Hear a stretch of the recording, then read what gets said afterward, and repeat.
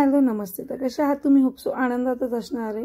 तर तुमचं परत एका नवीन व्हिडिओमध्ये स्वागत आहे. तर आज आहे अंगारक संकष्ट चतुर्थी. तर त्यानिमित्त हा व्हिडिओ असणार आहे. आज मी माझ्या देवांची देवपूजा कशी करते, मी आज पूर्ण देवघर क्लीन करणार आहे. भरपूर दिवस झाले मी क्लीन केलेलं नव्हतं, तर त्याचा आज हा व्हिडिओ असणार आहे. आणि हे जे तुम्हाला फुलं दिसत आहे, आमच्या तिथे खाली झाड आहे, तर त्याचे हे फुलं आहेत. तर हे जे तुम्हाला येलो फुल दिसत आहे, तर त्यामध्ये येलो, व्हाईट आणि रेड अशा 3 कलरचे शेड आहेत. आणि जे हे लाल फुल दिसते तुम्हाला, ते देखील येलोच झाडाला येतं. तर ही निसर्गाची किमया आहे की दोघांच्या मुळा अशा एकत्र झालेल्या आहेत आणि आता एकाच झाडाला दोन्ही कलरचे फुलं येतात. तर बघा, खूप सुंदर हे असे फुलं आहेत.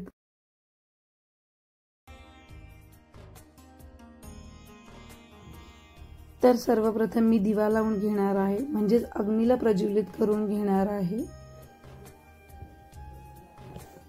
असं म्हणतात की पूजेला बसायच्या सुरुवातीलाच आपण दिवा लावला पाहिजे. दिवाला हळदी कुंकू लावलं पाहिजे आणि त्यानंतर पूजेला सुरुवात झाली पाहिजे. तर आता मी सर्व देव जे आहेत ते एका ताटामध्ये काढून घेणार आहे, कारण मला पूर्ण देवघराची डीप क्लिनिंग करायची आहे आज. त्यासाठीच मी असे ताटांमध्ये सगळे देव काढणार आणि त्यानंतर देवघर स्वच्छ करून घेणार आहे. तर भरपूर दिवस झाले होते मी देवघराची डीप क्लिनिंग केलीच नव्हती. म्हटलं चला की आज अनंत चतुर्दशी आहे, छान असा दिवस आहे, तर आपण पूर्ण देवघराची डीप क्लिनिंग करूया, म्हणजेच प्रसन्न वाटेल.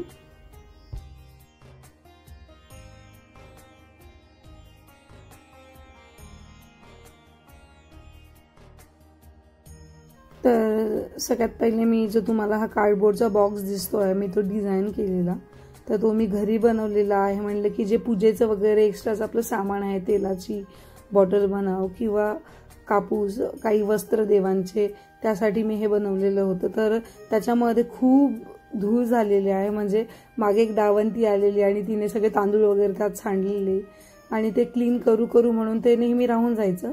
तर म्हटलं चला आज ते देखील आपण क्लीन करूया. तर सगळ्यात पहिले मी हा बॉक्स क्लीन करणार आहे.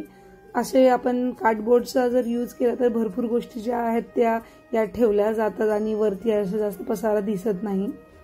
तर आधी मी हा बॉक्स क्लीन करून घेणार आहे. तर या पॉलिथिनमध्ये तुम्हाला जे वस्त्र दिसत आहेत तर ते देवांचे वस्त्र आहे आणि मी ते मेशोवरनं मागवले होते. तर छान अशी क्वालिटी आलेली आहे. तुम्हाला जरी घ्यायचे असेल तर तुम्ही घेऊ शकता. तर पहिले मी तेलासाठी अशा 2 बॉटल केलेल्या आणि त्याच्या खाली मी जे आपलं मोबाईलचं कव्हर असतं ना, तर ते ठेवलं होतं, म्हणजे जेणेकरून हा बॉक्स चिकट होणार नाही. पण आता मी एकच मोठी बॉटल आणल्या असल्या कारणाने त्या देखील बॉटल दोन्ही काढून टाकणार आहे. तर हा बघा, असा पेपर खाली मी नेहमी टाकत असते, म्हणजे काही जरी जास्त धूळ झाली किंवा काही सांडलं वगैरे ते त्या पेपरवर सांडलं की आपण लगेच काढून चेंज करता येतो.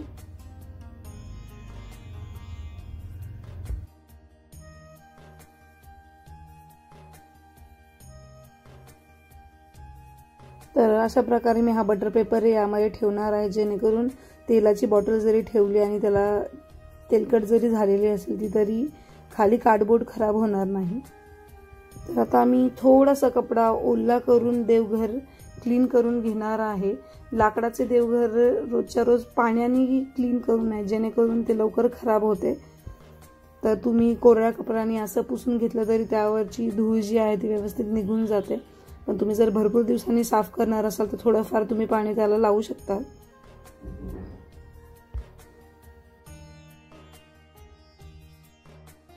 तर मला जेव्हा जमेल महिन्यातून 2 महिन्यातून किंवा जर असे सण असतील तर तेव्हा मी अशी डीप क्लिनिंग करत असते देवघराची.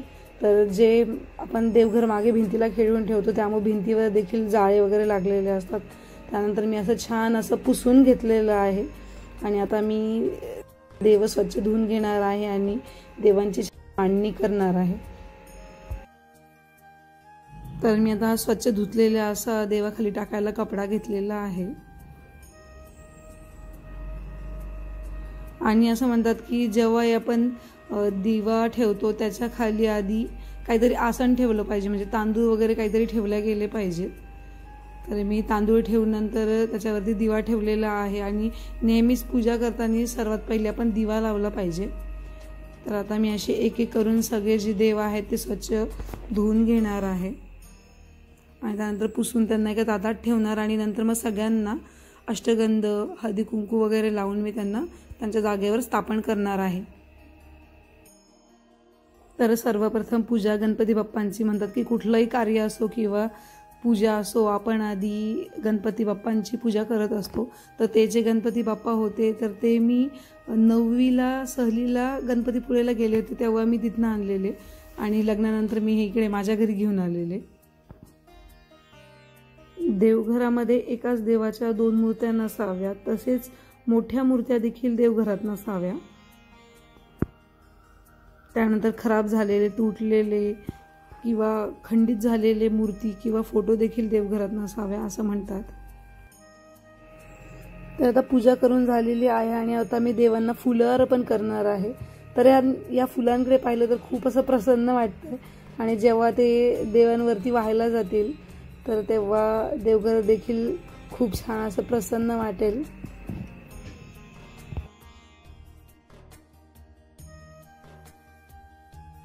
अशी मंगलमय छान पूजा झाली आणि देवघरासमोर जर रांगोळी नसेल तर पूजा ही अपूर्ण वाटते। तर मी इथे रांगोळी देखील काढून घेत आहे आणि ही रांगोळी आज नाही तर उद्यापर्यंत राहणार आणि मिष्टी आली की मग त्यानंतर हळूहळू मिष्टी ती रांगोळी मिटवत असते, त्याच्यावर काही ना काही तिचे बोटांनी अशी कलाकृती करणं चालू असतं।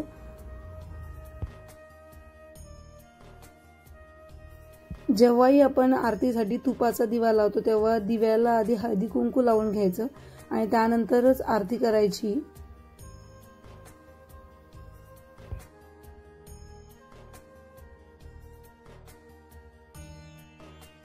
तर अशा प्रकारे आज मी पूर्ण देवघराची डीप क्लिनिंग केलेली आहे आणि अशी मी नेहमी पूजा करत असते। तर नक्कीच कमेंट करून कळवा की तुम्हाला कशी वाटली माझी देवपूजा किंवा माझं देवघर कसं वाटलं ते, आणि त्यात जर तुम्हाला काही सुचवण्यासारखं असाल तर ते देखील तुम्ही कमेंट करून मला सांगू शकतात। कारण भरपूर गोष्टी आपल्याला माहीत नसतात आणि कुणाकडनं कळालं किंवा कुणाचं पण पाहिलं तर आपल्याला कळतात। तर नक्कीच कमेंट करा। व्हिडिओ जर आवडला असेल तर व्हिडिओला लाईक करा। आतापर्यंत जर आपल्या चॅनलला सबस्क्राईब केलं नसेल तर ते देखील करा। चला भेटूया अशाच एका नवीन व्हिडिओमध्ये। श्री स्वामी समर्थ।